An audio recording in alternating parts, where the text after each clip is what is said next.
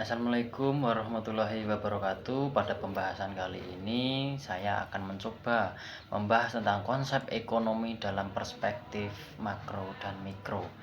Saya sendiri Heri Prayitno dengan NIM 222111195 akan memaparkan sedikit tentang konsep-konsep makro serta mikro.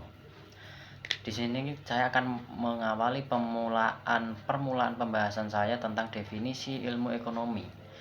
Pengertian ilmu ekonomi sendiri adalah ilmu yang mempelajari perilaku manusia dalam memilih dan menciptakan kemakmuran.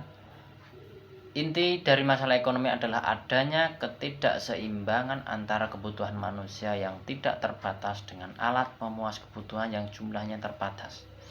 Tujuan dari ilmu ekonomi sendiri adalah tentang menyediakan pemahaman cara kerja ekonomi, membantu membuat keputusan yang lebih baik, serta mengoptimalkan penggunaan sumber daya. Cabang-cabang ilmu ekonomi di sini ada dua, yaitu adalah pertama ilmu ekonomi makro, yaitu tentang cabang ilmu ekonomi yang mempelajari fenomena ekonomi secara keseluruhan, termasuk pertumbuhan ekonomi, inflasi, pengangguran, serta kebijakan ekonomi.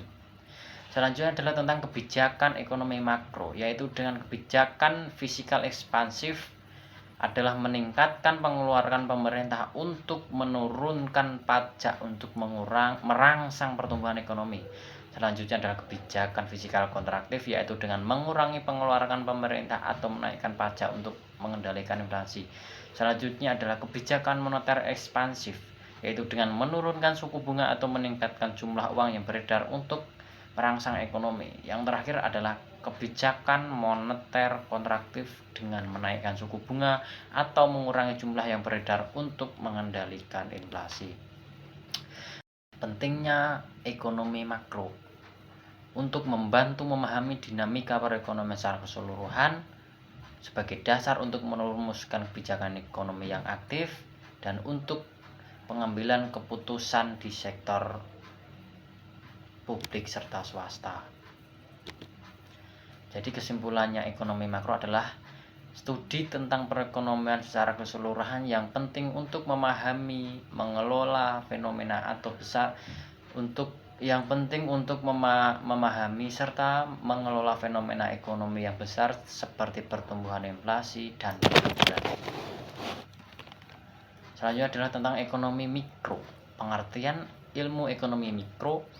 Ilmu ekonomi mikro adalah cabang dari ilmu ekonomi yang mempelajari perilaku individu dan perusahaan dalam membuat keputusan terkait alokasi sumber daya yang terbatas.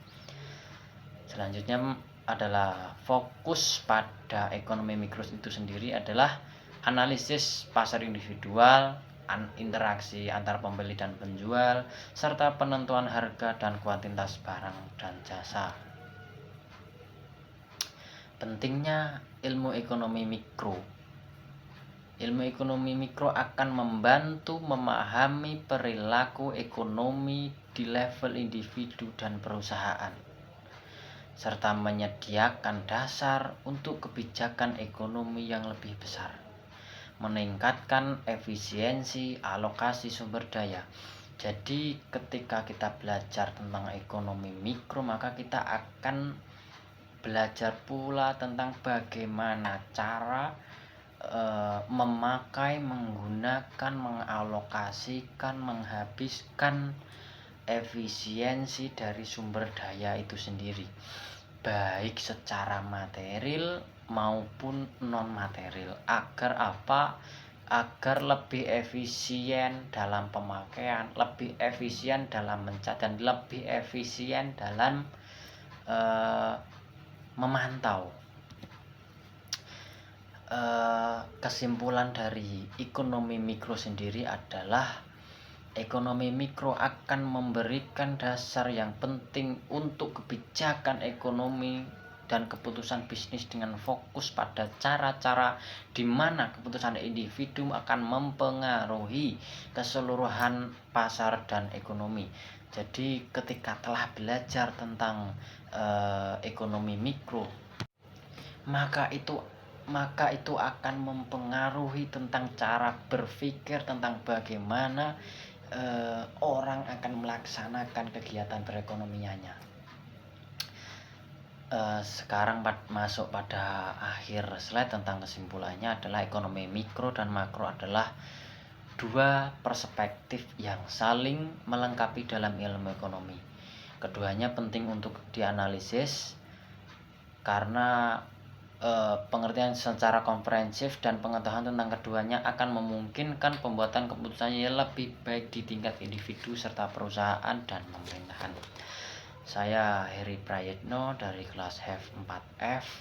Mohon maaf yang sebesar-besarnya. Semoga ilmu yang sedikit saya sampaikan ini dapat membawa dampak yang baik, dapat membawa pengetahuan yang lebih kepada pemirsa sekalian dan pembaca sekalian. Wassalamualaikum warahmatullahi wabarakatuh dan sampai jumpa di materi selanjutnya.